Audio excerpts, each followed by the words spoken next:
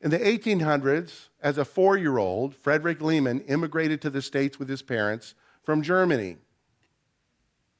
And they settled in Iowa, where he grew up as a farm boy. And in his adult years, he got into business, found himself in California, and then the business wasn't going so well. And Frederick Lehman now finds himself in Pasadena, California, packing lemons and oranges. I wonder if his name taunted him during those days. Yeah, Frederick Lemon. Here we go, lemon. I don't know. When life hands you lemons, make lemonade, right? But he loved the Lord, and he went to church on a Sunday night and heard a sermon on the love of God that so revolutionized him he could hardly sleep. The next day at work, he began to write phrases on scraps of paper and crates and cardboard, the boxes he was writing on, and a song began to be born. And the chorus was, "O love of God, how rich and pure, how measureless and strong, it shall forevermore endure, the saints and angels' song." And as he began to work on the verses, he went home on his old piano, began to work out the melody, and wrote an amazing melody. "O love of God, how rich and pure, how measureless and strong, it shall forevermore endure, the saints and angels' song."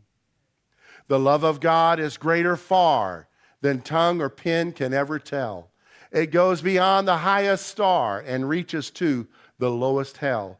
The guilty pair bowed down with care. That's Adam and Eve. God gave his son to win. His erring child he reconciled and pardoned from his sin. That's the gospel. I love that.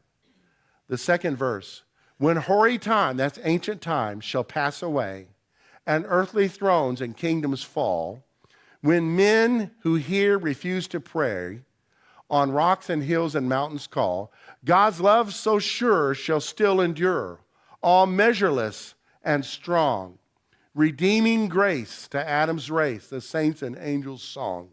O love of God, how rich and pure, how measureless and strong, it shall forevermore endure, the saints and angels' song.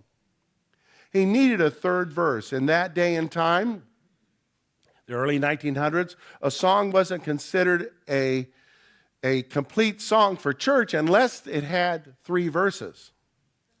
Now it seems traditional churches don't want to sing all the verses in a hymn.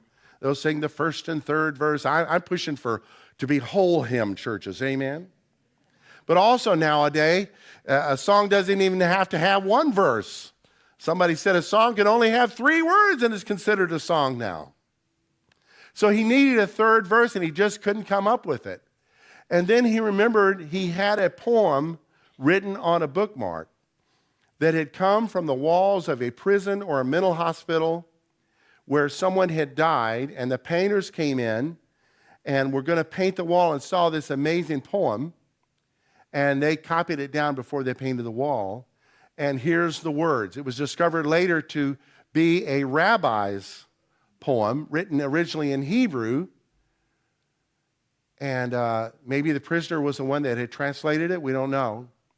It's an amazing verse. Could we with ink the ocean fill, and were the skies of parchment made, were every stalk on earth a quill, and every man a scribe by trade, to write the love of God above, would drain the ocean dry, nor could the scroll contain the whole, though stretched from sky to sky. Let's sing it. O love of God, how rich and pure, how measureless and strong, it shall forevermore endure, the saints and angels' song. So it's our song because his love is experienced. And the angels, I don't know that they sing, but they marvel at our song because we sing the song of the redeemed.